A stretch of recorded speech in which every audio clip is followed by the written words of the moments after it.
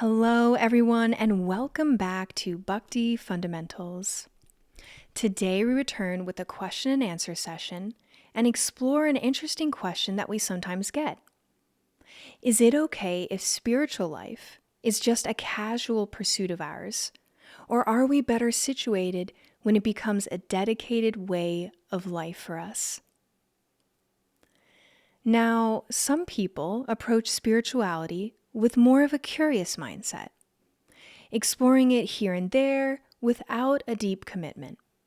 They might engage in occasional meditation, read sacred texts every now and then, or attend spiritual or religious gatherings when they feel inspired to do so. Others may turn to spiritual life during a difficult time in their life, or when seeking answers to specific problems. Their spiritual engagement is also more of an on and off pursuit, something they turn to when convenient or when they feel the need for it. On the other hand, others embrace spirituality as the central part of their lives, shaping their daily routines, priorities, and choices around spiritual principles and practice. Rather than treating spiritual life as an occasional interest, they integrate it into everything they do, seeing it as the very foundation for their lives. So, which approach is best for us? And by that, we also mean which option benefits us the most.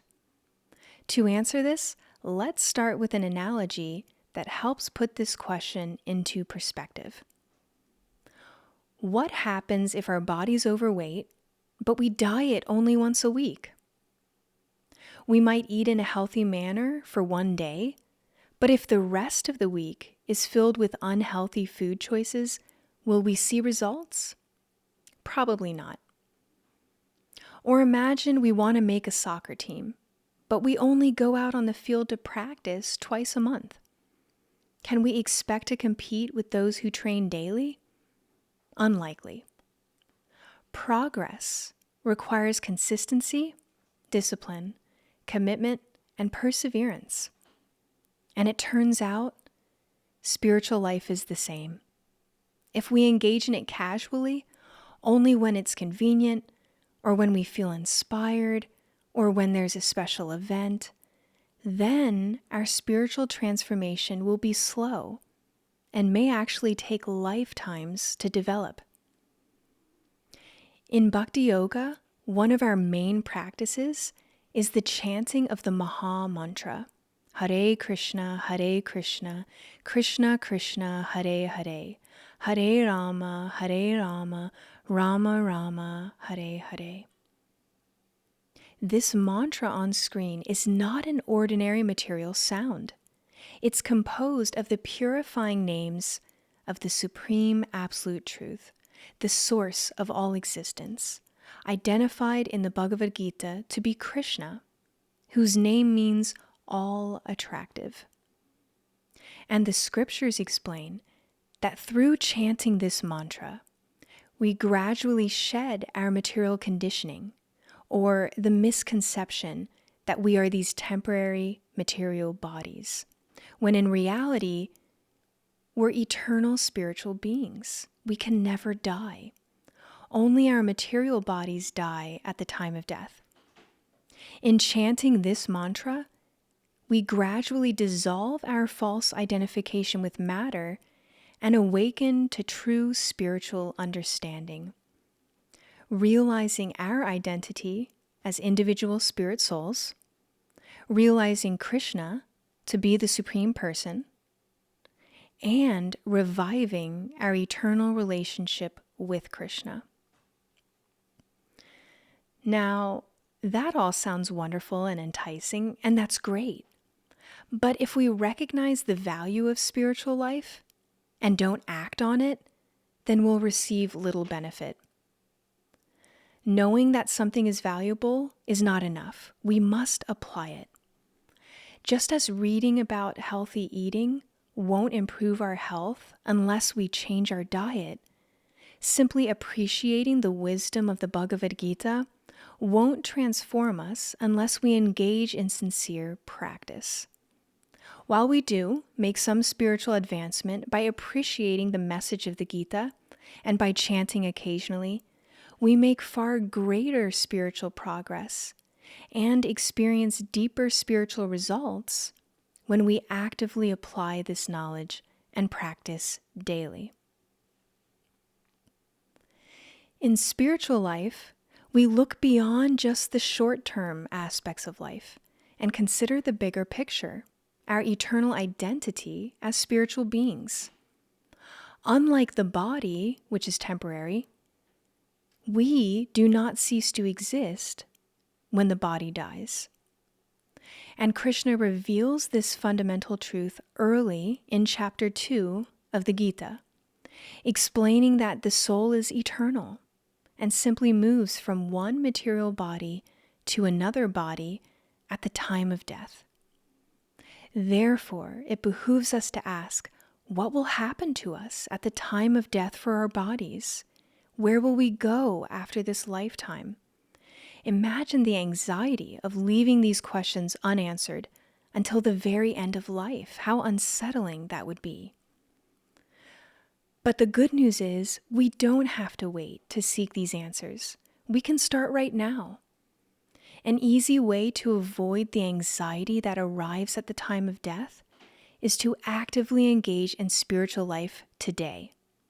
By doing so, we not only gain spiritual clarity about these essential questions, but we also prepare ourselves for a spiritual destination after this life, after this body has ended.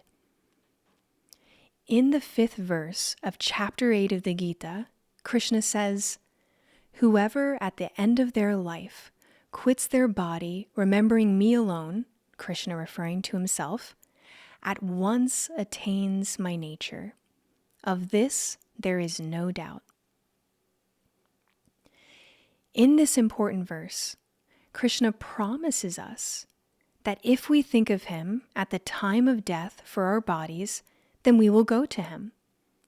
He will take direct control of our spiritual destination if we remember him at that critical time.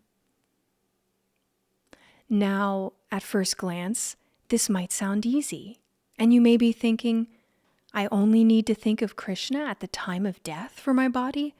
Okay, great.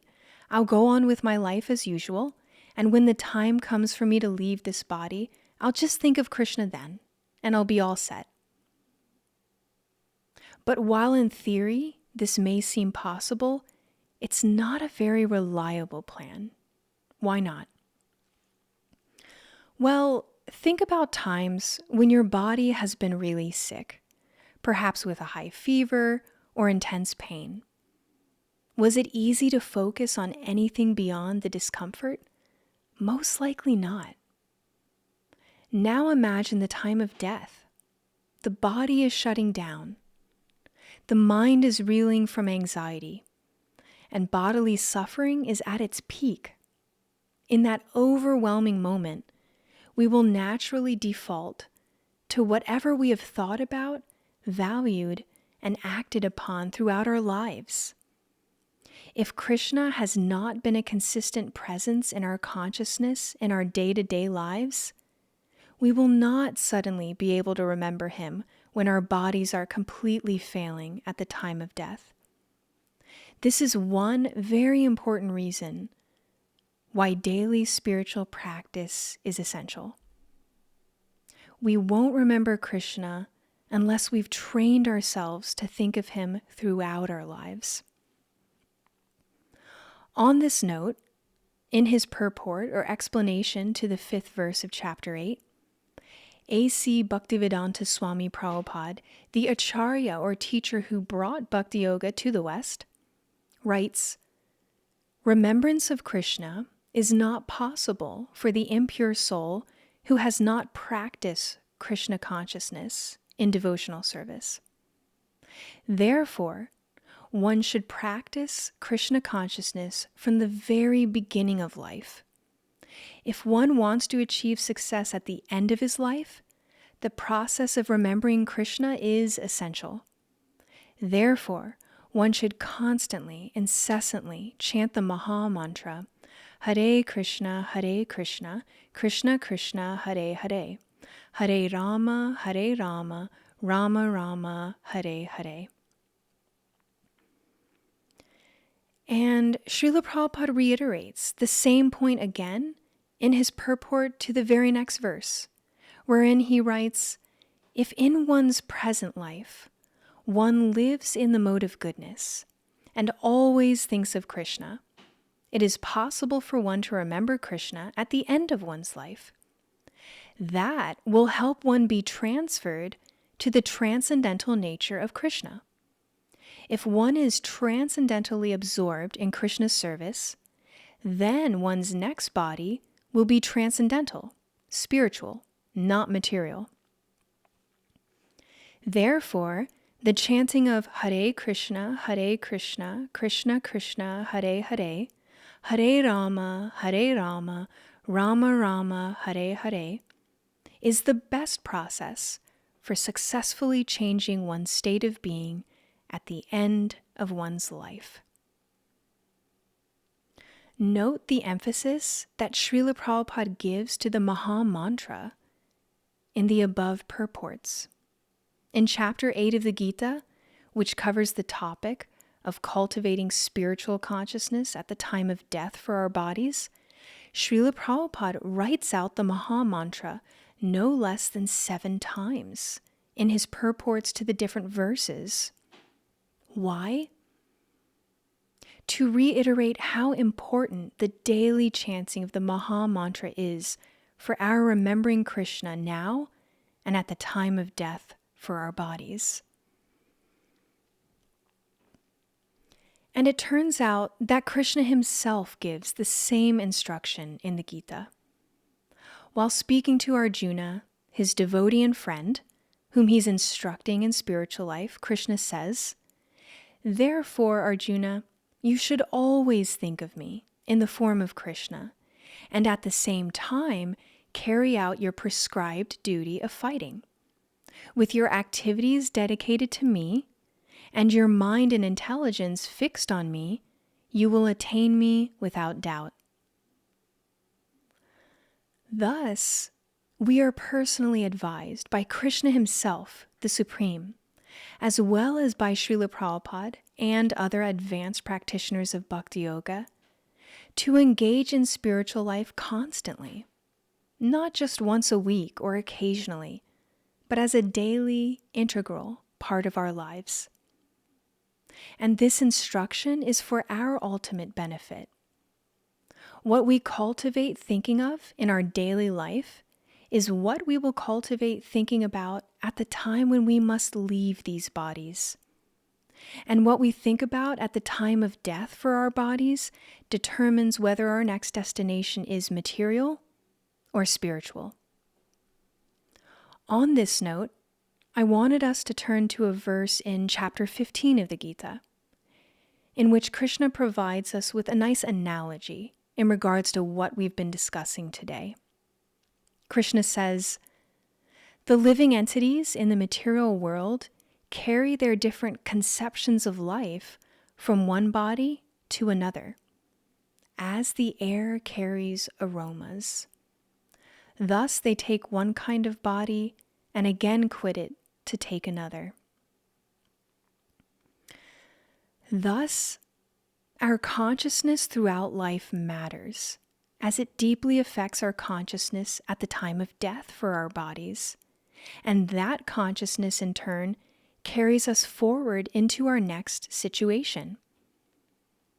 We hear in the purport to this verse from chapter 15, Srila Prabhupada writes, at the time of death, the consciousness one has created will carry one on to the next type of body. So this really highlights the significance of a daily spiritual practice, of engaging in spiritual life daily versus every once in a while. Our daily efforts in Bhakti Yoga gradually mold our consciousness, shifting it from material to spiritual. And cultivating a spiritual consciousness in our daily lives now ensures that we will cultivate a spiritual consciousness when it's time for us to leave our material bodies at the time of death for them. In other words, we'll remember Krishna at the time of death for our bodies if we do this, if we practice now. On the other hand, if we cultivate material consciousness in our daily lives, this leads to material consciousness and material anxiety at the time of death. And material consciousness at the time of death leads us to a material destination. This means that every single day counts in spiritual life. And cultivating spiritual life in our daily lives doesn't just help us in the ultimate sense in terms of securing our future destination. It also helps us in the here and now. It helps us to shed our material anxiety and fears stemming from attachment to that which is temporary, to matter. It helps us to understand this material world that we're living in and allows us to navigate with higher spiritual perspective the temporary material ups and downs of life. Thus, spiritual life is not just for those in old age, nor is it meant to be something we practice only once a week or whenever we remember to. It's meant for everyone to begin right now so that we can remember the Supreme throughout our lives and, most importantly, at the critical moment at the end of this life. But what if we have a difficult time remembering to engage in spiritual life and practices in our day-to-day lives? Well, fortunately, there are some practical fail-safes that we can put in place to keep spiritual life at the forefront of our daily routine. Here are 4 simple yet effective ways to remember to stay engaged in spiritual life. 1, keep your chanting beads in a visible place where you'll see them daily, perhaps on a side table in your living room, or in another spot where you naturally spend time each day. That way you'll see them. 2, you can always set reminders on your phone to chant or read the Bhagavad-gita. I've done this myself. 3, you can leave a Bhagavad-gita on your desk, at home or at work, as a daily reminder of Krishna's spiritual instructions. And 4, you might try creating a small home altar. This is such a great way to cultivate remembrance of Krishna. Even a simple home altar with 1 painting of Krishna on it serves as a constant reminder of Krishna's presence in our lives and homes. We can set it up in a place where we regularly engage in chanting, and we can even use it as a place to offer our vegetarian food to Krishna before we consume the food. This offering of our vegetarian food items sanctifies the food, transforming it into prasadam, a word that literally indicates Krishna's mercy. And prasadam is not just material food. It is spiritual nourishment that purifies our consciousness of our material conditioning and strengthens our connection to Krishna. So these 4 simple ideas can help you in the beginning stages to remember Krishna daily and to stay consistent with your spiritual practices. And from there, your spiritual practices will naturally grow. The small steps we take in the beginning lay the foundation for deeper engagement in spiritual life over time. In fact, Bhakti Yoga consists of 9 processes, each one offering unique ways to cultivate remembrance of Krishna in our daily lives. And we'll explore those 9 processes of Bhakti Yoga in future sessions, discussing how each one helps us to stay connected with Krishna. But for now, let's turn to another final important point, which is that Krishna himself will help us to remember him as we engage in spiritual life. He reciprocates with our spiritual endeavors. He actually states in the 9th chapter of the Gita, "But those who always worship me with exclusive devotion or Bhakti Yoga, meditating on my transcendental form, to them I carry what they lack and I preserve what they have." This means that if we're currently practicing remembering Krishna to the best of our ability every day, then He will personally help us to remember Him throughout our lives and when it's time for us to leave these material bodies. Krishna reinforces this in chapter 4 of the Gita also, wherein He also states that He reciprocates with our spiritual endeavors. He says, "As all surrender unto me, or take shelter of me, I reward them accordingly." Thus, Krishna reciprocates with us in a way that is commensurate with how much we are trying to know and serve Him. So, in conclusion, it behooves us to practice spiritual life daily and not just take it up as a sometime hobby. By keeping up with consistent spiritual practices in Bhakti Yoga, like chanting the Maha Mantra, we are setting ourselves up to maintain an elevated state of Krishna consciousness right up through our final moments in these material bodies. In other words, if we think of Krishna every day by cultivating a daily spiritual life, then it won't be difficult to remember Him at the time of death for our body. It'll be natural for us to recall Him at that most difficult time. And Krishna Himself will also help us to remember Him. And what's more, He will ensure our spiritual destination after this life, after this body is over. And this is the ultimate benefit, the greatest reward of embracing spiritual life as a way of life, rather than as a casual pursuit. Daily spiritual life prepares us for life's final test, the moment of death for our bodies, and ensures that this lifetime does not end in material uncertainty and anxiety, but rather in spiritual transcendence. So that's all we have for today on this topic of spiritual life. If you have any questions about today's class or need guidance about how to incorporate spiritual life into your daily routine, please don't hesitate to reach out. We're here to help. And as always, thank you for listening today, and we'll see you next time on Bhakti Fundamentals.